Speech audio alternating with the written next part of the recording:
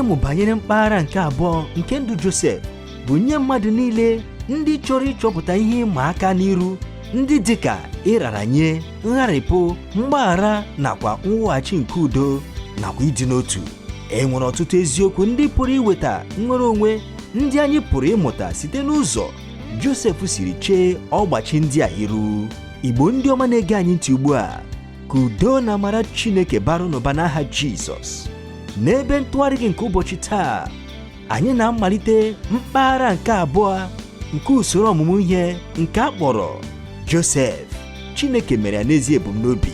N'ụbọchị taa, onye ozi Chineke Dr. David Jeremiah na-ewetara anyị nkụzi ihe nke isiokwu ya bụ ụkpụrụ ọlụ Chineke maka ịgbaze obi etili. Ugbu a, ana m arịọ gị na-agbago ume ka ige ntị. Dịka ị na-eme nke a, ka onye nwe anyị nọnyere gị n'aha Jizọs. Amen.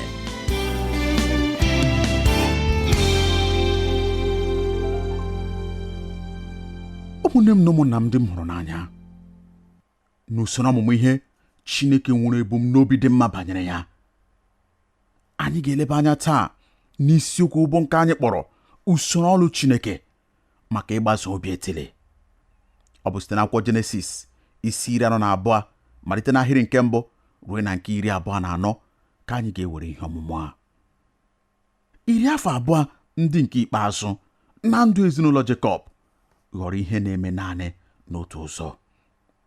Ebe ha gara n'iru ibi n'ala Kenan, Jekọb na ụmụ ndị ikom 11 ya gara n'iru n'ọkụ ịzụ ewu na atụrụ ha, gakwa n'iru inwe mmekọrịta ha na ndị Kenan ndị bụrụ ndị agbata obi ha.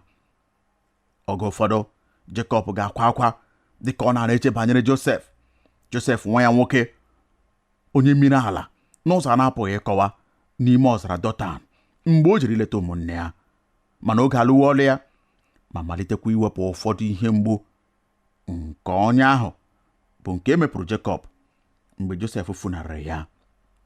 Ọ bụrụ na ewezugakwa ihe ndị a niile n'akụkụ, ọ ka nwekwara Benjamin nwa nwoke Rechel nke ọzọ. Cheta na Rechel bụ nwunye Jekọb nke ọ kachasị ahụ n'anya. Dịka isi nke 42 ebe anyị siri were ihe ọmụmụ anyị nke ụbọchị a na-emeghe, Benjamin agbawo 30, ọ ghọwo nnọọ ezi nwokorobịa mara mma. Ilekwa ya anya dịka ọ na-etolite nyekwara Jekọb aka iwezuga ụfọdụ ihe mgbu ndị fọdụrụ mgbe nganga nke ndụ ya bụ Josef funarịrị ya. Ụmụnne 10 ndị nke ọzọkwanụ n'eziokwu ha onwe ha kwa eliwo Josef n'ime uche ha. Eleghị anya kwa mgbe ha ga-echeta ajọ ihe ahụ nke ha mere ya. Mana dịka arọ na-aga, ugbu a kwa ihe dịka 20 agabigawo, ha hichapụrụ ụfọdụ mpaghara nke ajọ omume ahụ ma banyekwa n'ụdị nchezọ nke ngabiga nke oge na-ebute. Mana 20 adịghị anya nke ukwuu Chineke icheta.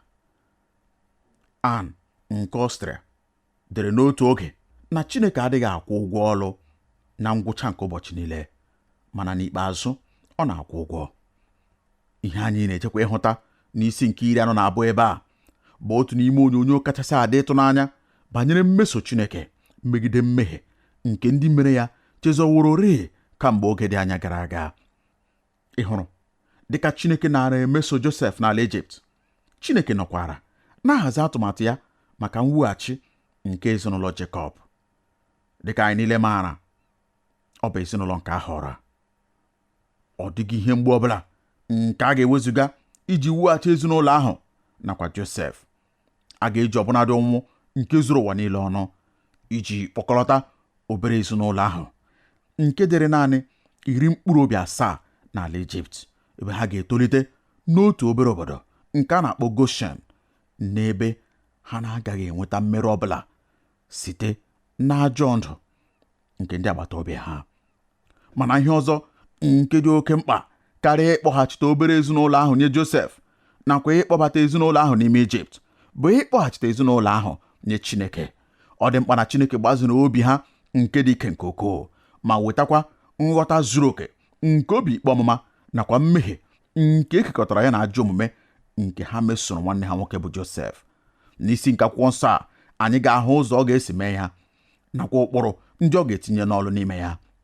Biko ọ ga-amasị m ịkwụsị n'ebe a ma gwakwa anyị na ụkpụrụ ọlụ Chineke nakwa ụzọ ya adịghị agbanwe.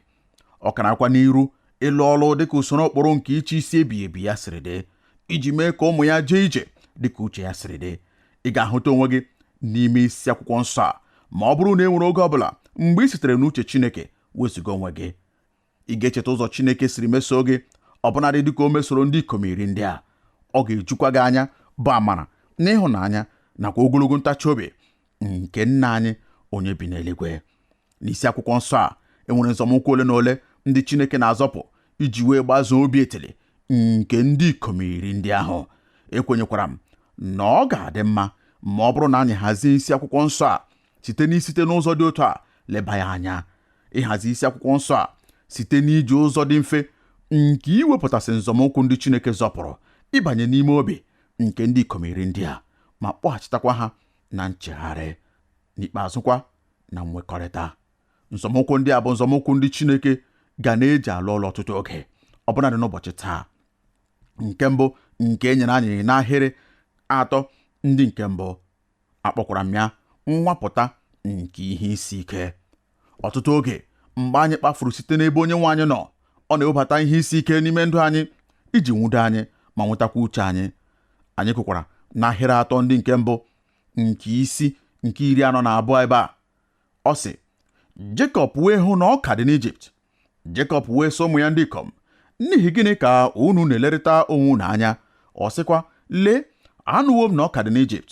Rịdanụ n'ebe ahụ, si n'ebe ahụ zụtara anyị ka anyị wee dị ndụ ghara ịnwụ anwụ. Ụmụnne Josef 10 wee rịdaa isi n'Ijipt zụta ọka. N'ahịrị 2 nke ikpeazụ n'isi nke 41 a gwara anyị na ụnwụ bịara ọbụnadị dịka nkọwa nke Josef nyere Fero siri dị. Ugboro 2 ka a gwakwara anyị na ọ bụrụ oke ụnwụ siri ike. O jezukwara ụwa niile, nke pụtara na o rutere Kenan ebe Jekọb nakwa obere ezinụlọ ya bi.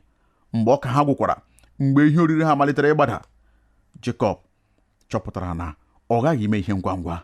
O lere ụmụ ya anya, ndị ọ pụtara ihe na ha amaghịkwa ihe ọbụla ha nwere ike ime banyere nsogbu a.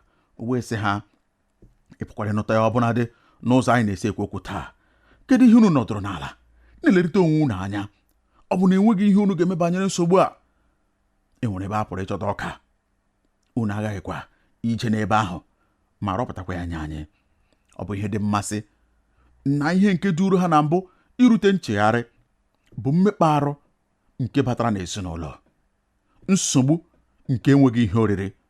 Otu onye kwuru n'otu oge, nke a bụkwa nnọọ eziokwu, na ihe ịrịba ama niile ndị anyị hụtara n'akwụkwọ agba ochie bụ ihe nlụpụta nke otu nsogbu ma ọ bụ nke ọzọ. Ọtụtụ ihe ịrịba ama ndị dị n'ime ndụ nke anyị onwe anyị taa na-abịakwa dịka ihe nlụpụta nke ime nzaghachi anyị nye nsogbu ndị Chineke na-esite n'ụzọ anyị. Biko ghọtakwa nke a nke ọma, ọ bụghị nsogbu niile bịara n'ụzọ anyị bụ ụkpụrụ ọlụ Chineke iji wee kpọghachi anyị na nwekọrịta anyị na ya. Mana agbanyeghị nke a, ana m ekwu ya dịka ihe doro m anya nke ọma. Ọtụtụ oge Chineke na-eji ihe isi ike na-enweta uche nke ụmụ ya ndị kpafuru akpafu. N'ezie, ọ bụ nke a ka onye ọbabụ bụ David buru n'uche mgbe o detatara okwu ndị a bụ ndị anyị hụtara n'akwụkwọ Abụọma isi 119 ahịrị nke 67. O dere sị, tutu eweda m n'ala, mụ onwe m na-eme ihe ọjọọ na-amaghị ama, ma ugbu a okwu ọnụ gị ka m debeworo. Anyị niile n'otu n'otu, ọ bụrụ na anyị pụrụ igwe onwe anyị eziokwu, anyị pụrụ ileghachi anya azụ n'otu oge n'ime ndụ anyị mgbe anyị malitere ịkpafu site n'Onyenwe anyị, site n'iji nsogbu kwara ngwa ọrụ ọ kpọghachitakwara anyị azụ. Nke ahụ bụkwa nsọmụkwụ mbụ ya. Ma hụtakwa na nke abụọ n'ahịrị nke 4 etinyekọnyere ya n'akụkụ nwapụta nke ihe isi ike. Nke ahụ bụkwa mwezuga nke ntụkwasị obi. Anyị gụrụ n'ahịrị nke 4 sị, ma Benjamin bụ nwanne Josef ka Jekọb na-ezigaghị ka ya na ụmụnne ya yikọọ jee, n'ihi na ọ sịrị ka ajọọ ihe wee ghara ịdakwasị ya.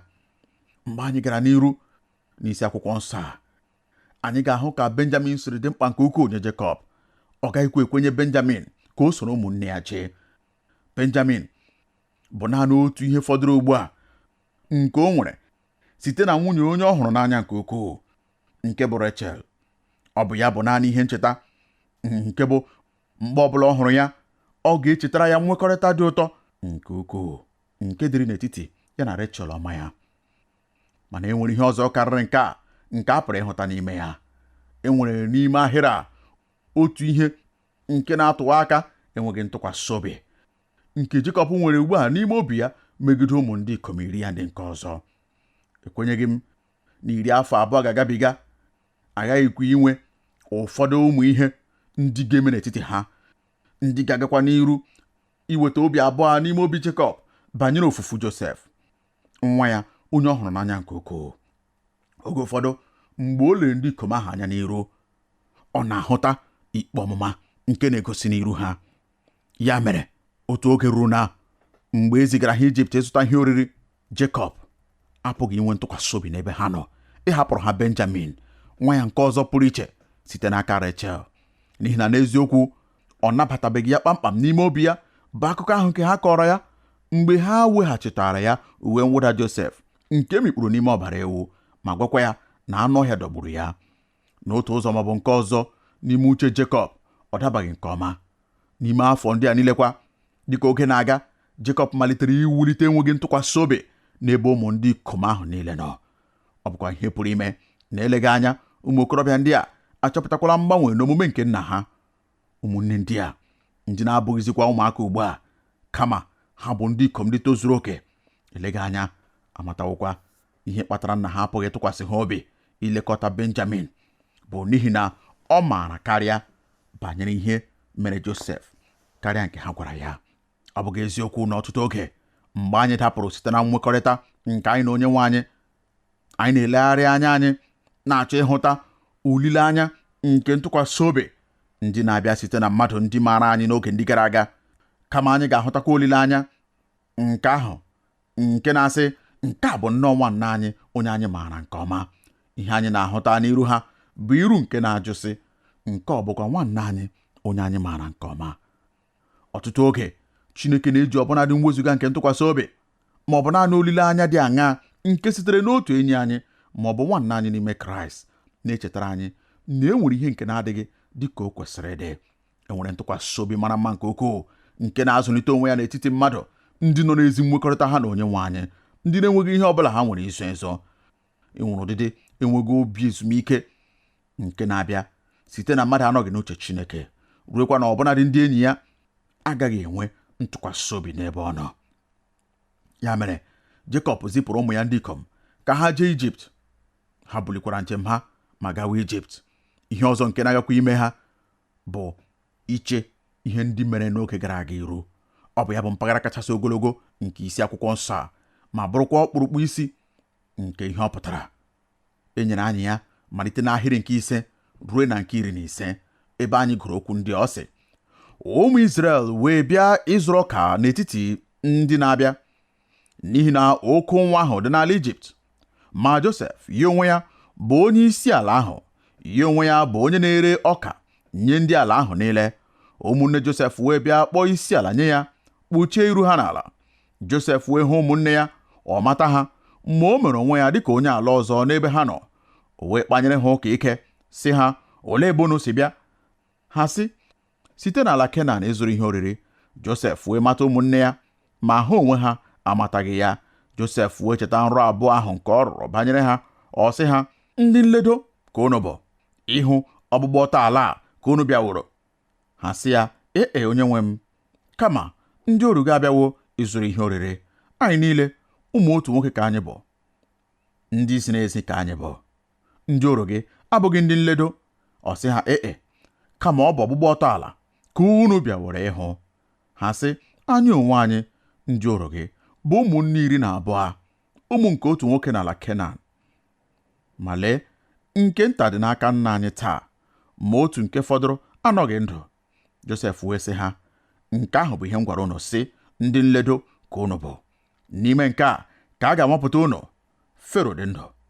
Unu agaghị esi n'ebe a pụọ ma ọlị, ma ọ bụrụ na nwanne unu nke nta abịaghị n'ebe a. Ihe na-eme n'ebe a nakwa ihe na-eji ime ndị ikom ndị a n'Ijipt bụ mkpughe nke mmehie nke ha onwe ha, nke na-ejekwa ime nwayọọ nwayọọ. Ụzọ Chineke siri mee ya bụ mpaghara dị ịtụnanya n'ime ndụ nke nwoke a. Ka o siri kpọtee n'ime anyị ọtụtụ oge, otu ụdị nkwupụta mmehie a bụ ndị ga-esite n'ọnụ ha pụta. Dịka ha na-erute Ijipt site n'izi ozi nke nna ha ziri ha ịbịa zụta ọka, akpọbatara ha site n'okporo ụzọ nke jupụtara n'igwe mmadụ ndị ọzọ ruekwa n'otu ebe pụrụ iche, ebe a na-eresi ndị na-abụghị ndị mba Ijipt ọka. Eleghị anya Josef, onye nọ n'isi nhazi nke ala ahụ niile nakwa nkesa niile nke ihe oriri, were ya dịka oke n'ọlụ dịịrị ya ịnọ n'isi nhazi nke iresi mmadụ niile ndị sitere na mba ndị ọzọ na-abụghị ndị Ijipt ihe oriri. Ya mere, mgbe a kpọbatara ha site n'okporo ụzọ ruekwa n'ebe ahụ pụrụ iche ebe ha ga-anata ọka ha jere ije rue n'iru ebe ahụ. Onye na-eguzokwa n'iru ha bụ nwanne ha, onye ha rere ihe dịka 20 gara aga. Dịka ọ bụ omenala ndị Ijipt, ha bịara n'iru ya ma kpọkwa isi ala nye ya. Akwụkwọ nsọ gwakwara anyị na Josef matara onye ha bụ. Ọ kọtara ha, mana ha onwe ha amataghị ya. Ụfọdụ sịrị na ha nwere nsogbu n'ebe a, na n'ime ụmụnne 10 ahụ enweghị onye ọbụla n'ime ha matara Josef. Kedu ka ụmụnne 10 ndị ha na nwa okorobịa tolitere n'ime ihe ịra ka afọ 17 ga-eji ghara ịmata ya ma ọlị? Mana e nwere ihe ole na ole ndị dị mfe nkọwa ndị kpatara nke a. Nke mbụ na mbụ, ọdịdị ya. Ichetara n'isi nke 41 mgbe a kpọbatara Josef n'obi eze Fero, ha kpụchasịrị ya isi nakwa afụ ọnụ. Akpụchasịrị ya isi dịka omenala ojiji nke ndị Ijipt siri dị. Ụdịdị ahụ ugbu a dịrị iche nke ukwuu site n'ihe o yiri n'oge ndị gara aga. Ụdịdị ya ugbu a nakwa oge ndị gara aga abụghị otu ihe. Eyinyekwara ya uwe mwụda ọcha nke ndị ọchịchị mba Ijipt. Ya gba ọlaedo dịkwa n'olu ya na mkpịsị aka ya kwa. Ị ga-ahụkwa nnukwu mgbaaka akara eze. N'ezie, ọ pụghị ịbata ha n'obi na nwanne ha, onye ha rịbanyere n'ịgba ohu, pụrụ ịbụ onye isi ọchịchị ukwu a, onye mba Ijipt niile na-asọpụrụ, onye ha onwe ha kwa na-ama jijiji n'iru ya ugbu a. Ọ sị, ụmụnne Josef wee bịa kpọọ isi ala nye ya, kpuchie iru ha n'ala. Abụghịkwa naanị nke a, arọ ya kwa. Oge ikpeazụ ahụrụ Josef, ọ bụrụ nwata nwa okorobịa onye gbara naanị afọ 17. Mana ugbu a kwa, onye ukwu a, onye na-eguzo n'iru ha, bụ dimkpa nwoke onye nọ 40.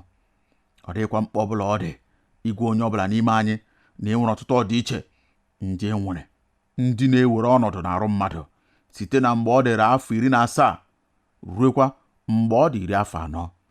Ọdịiche dị ukwuu. Ọ bụrụ gị naanị n'ihi ọdịdị ya nakwa n'ihi mgbanwe nke ọtụtụ arọ ndị werewe ọnọdụ n'ime ndụ ya, mana ọ bụkwa n'ihi ime ọkwa ya. Mgbe ọ gwara ha okwu, akwụkwọ nsọ sịrị na ọ gwara ha okwu site n'ọnụ onye nsụgharị okwu. Josef amụtawo ka esi asụ asụsụ Ijipt nke ọma. Ndị ikom ndị a bụkwa ndị ikom Hibru. Ya mere, mgbe Josef gwara ha okwu, ihe ọ nara asụ bụ asụsụ Ijipt. Mgbe ahụkwa, onye na-atapị okwu ga-asụgharị ya nye ndị ikom ndị a n'asụsụ Hibru. Nke akwa agaghị imegharị ha anya. Ọzọkwa, ikike ya ga-abụ ihe ịtụnanya nye ha. Oge ikpeazụ ha hụrụ Josef, chetakwa na ndị Ishmel kụrụ ya ịga, buru ya na-eji ire ya n'ahịa dịka ohu. Onye pụrụ iche nke a n'echiche na n'ime obere oge ahụ, site n'ọnọdụ nke ohu, ọ ga-arịgoro ịghọ onye na-esote eze kachasị ukwuu n'elu ụwa niile. N'ezie, ha garaghị atụ anya ịhụta Josef n'ọkwa dịka nke ahụ. Nke ise, ọ bụghị naanị na ọ bụ arọ ya nakwa ikike ya nakwa ụdịdị ya, mana akwụkwọ nsọ gwara anyị na o megharịrị onwe ya ka ọ bụrụ onye mba ọzọ nye ha. Ị hụrụ ya? O megharịrị onwe ya. Akwụkwọ nsọ sịrị na Josef mere onwe ya ka ọ bụrụ onye mba ọzọ nye ha. N'ikwu ya n'ụzọ onye ọbụla ga-aghọta ya, n'asụsụ Hibru nke ejiri dee ebe ọgụgụ a, ha jiri akpa ala okwu kwuo okwu n'ebe ahụ. Ọ sịrị n'asụsụ Hibru, Josef wee hụ ụmụnne ya, ọ mata ha, ma o mere onwe ya dịka onye ala ọzọ n'ebe ha nọ. Ihe ọ pụtara bụ na o megharịrị omume ya n'ebe ha nọ. Josef megharịrị omume ya n'ebe ha nọ, ime ka ha ghara ịmata ya karịa. Akwụkwọ nsọ gwakwara anyị na akparamagwa ya bụkwa ihe ọzọ nyere aka iji mee ka o nwegharịa onwe ya, n'ihi na ọ kpanyere ha ụka n'ike. Gịnị kpatara Josef jiri nwegharịa onwe ya? Gịnị mere Josef jiri nwegharịa onwe ya? Gịnị kpatara Josef ji nwegharịa onwe ya ka ụmụnne ya ghara ịmata onye ọ bụ? Gịnị kpatara o jiri gbalịa ime ka ha ghara ịmata onye ọ bụ n'oge dị ka nke a? Gịnị kpatara ọ makụghị ha, mmekwa ka e nwee ememe nzukọta dị ukwuu dị ka ha mere n'ikpeazụ n'isi nke 45? E nwere ọtụtụ elo nke ndị mmadụ tụpụtaworo banyere nke a. Otu onye tụpụtara elo na naanị ihe Josef nara eme bụ ime dịka omenala nke ndị bụ isi n'ala Ijipt siri dị. Onye ọzọ sịrị na ọ nara emesi ha omume n'ike iji wee kpuchie mmetụta ndị yi onwe ya nwere mgbe ọ hụrụ ha.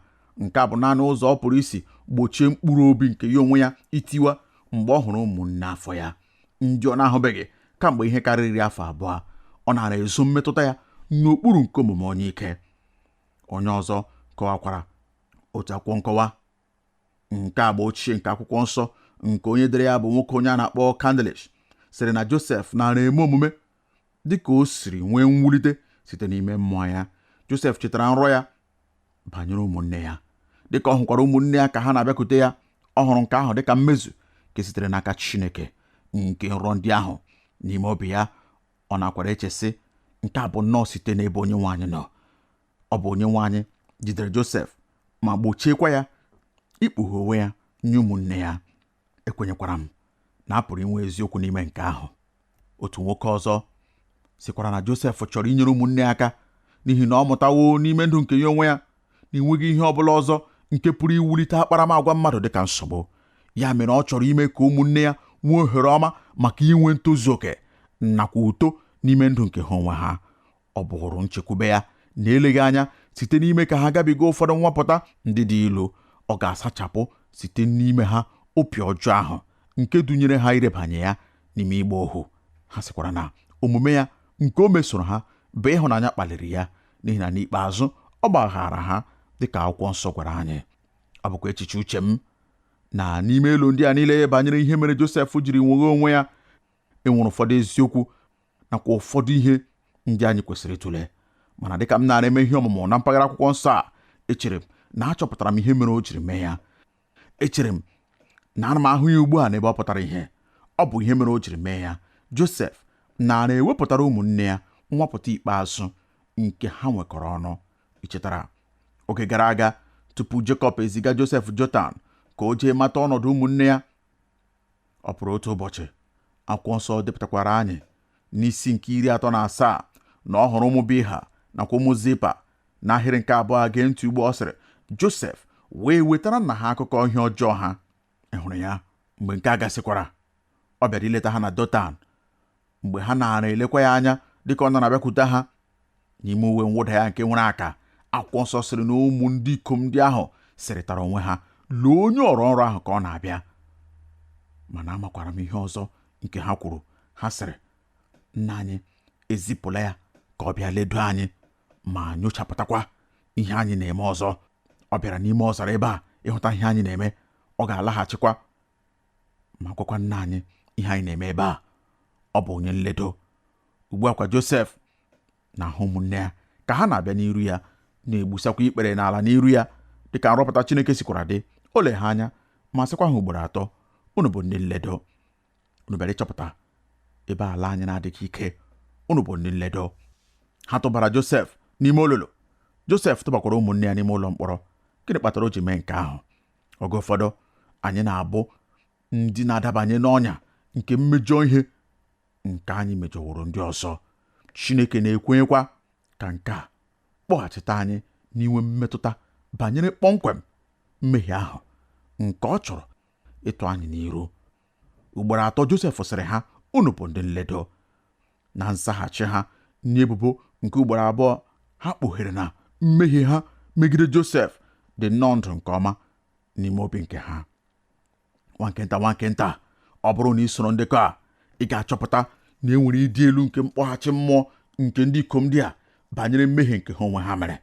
Mgbe anyị zutere ha na mbụ na mmalite nke isi a, ọ dị nnọọ ka a ga-asị na ha echezowo ihe niile banyere ya.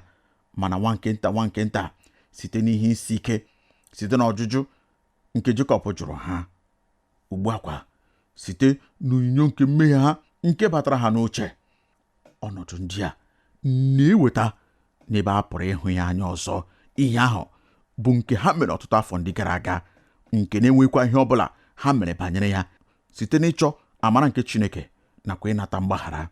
N'ahịrị nke 13 anyị nwere ihe nrụtụ aka ekpuchiri ekpuchi n'ime uche ha. Ha sịkwara Josef, anyị onwe anyị ndị oru gị bụ ụmụnne 12, ụmụ nke otu nwoke n'ala Kenan, ma lee nke nta dị n'aka nna anyị, ma otu nke fọdụrụ anọghị ndụ. Amaghịkwa m ka Josef siri nwee ike ijide onwe ya aka n'oge awa ahụ. N'ezi ọnọdụ ọ nọ kpọmkwem n'ebe a, mana o meghị nke ahụ. Ị hụrụ, ha na-achọpụta ugbu a na-azụ uche ha na-agakwa n'iru irute n'iru nke echiche uche ha bụ nghọta nke ihe ha mere. Ọ bụkwa ya bụ isi ebumnobi nke ihe na-eme n'isi nke 20 n'ebe a, iji gbarie obi etili ha, iji gbazie ha ma wetakwa ha na mweda n'ala nakwa ọnọdụ nke ịrịọ nakwa inweta mgbaghara. Ebe ka ị nọ n'ọnọdụ dị aṅaa ka ị nọ na-echekwa ka Chineke were ọnọdụ nke ihe isi ike weta gị na nchegharị nakwa ịrịọ arịrịọ mgbaghara? Ohere ọma dịrị gị ugbu a. Anyị ga-aga n'iru n'isiokwu a nke bụ usoro ọrụ Chineke maka ịgbasa obi etili. Dịka unu na-anọnyere anyị, ka Onyenwe m gọzie unu n'aha Jizọs. Amen.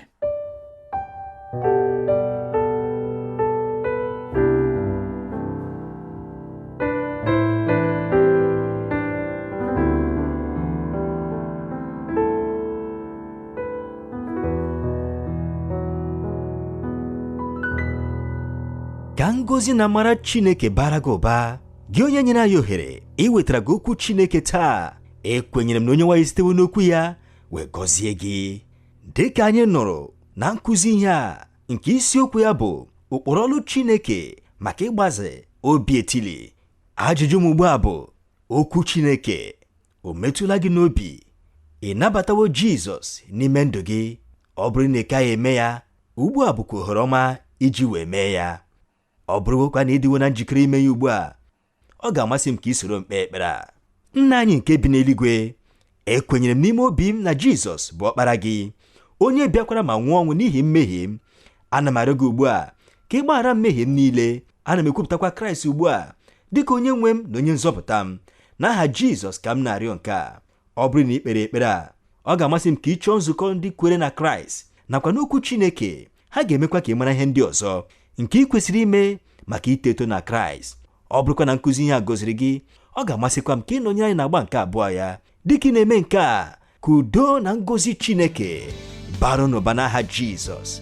Amen. Ekele dịrị gị, gị onye nyere anyị ohere ịnọnyere gị n'ebe ntụgharị gị nke ụbọchị taa. Ọ bụrụ na ị chọrọ ịkpọtụrụ anyị, ị pụrụ ime nke a site n'ịkpọtụrụ anyị n'eriri igwe telefon 234-806-502-4477. ọzọ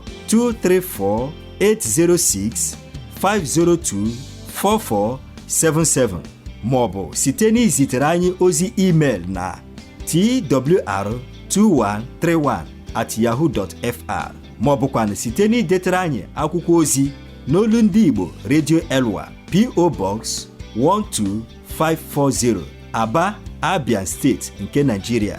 Ka amara nke Chineke gaa n'iru n'ịba ụba nye gị n'aha Jizọs. Amen.